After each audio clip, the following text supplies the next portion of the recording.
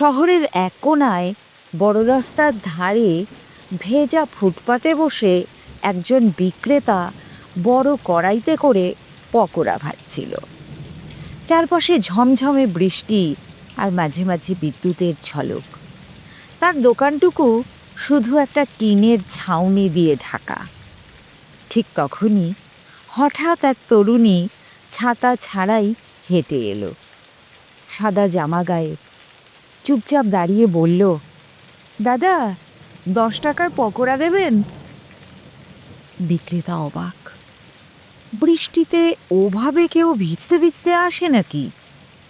কিন্তু মেয়েটার গলা ভারী আর চোখে অদ্ভুত স্থিরতা ছিল।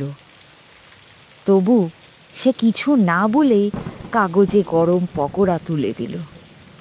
মেয়েটি পকোড়া হাতে নিয়ে কিছু না বলেই উল্টো দিকে একটা পুরনো বিল্ডিংয়ের দিকে হেঁটে চলে গেল।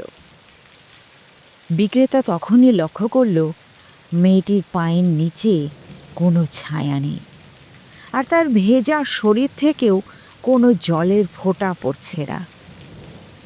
কিছুক্ষণ পরে পাশের এক চাওয়ালা বলল, তোর ওই দিকে যে গেল ওই বিল্ডিং তো 3 বছর আগেই বন্ধ। মেয়েটা কি সাদা জামা পরা ছিল? বিক্রেতার হাত থেকে পকোড়ার কড়াইটা পড়ে গেল।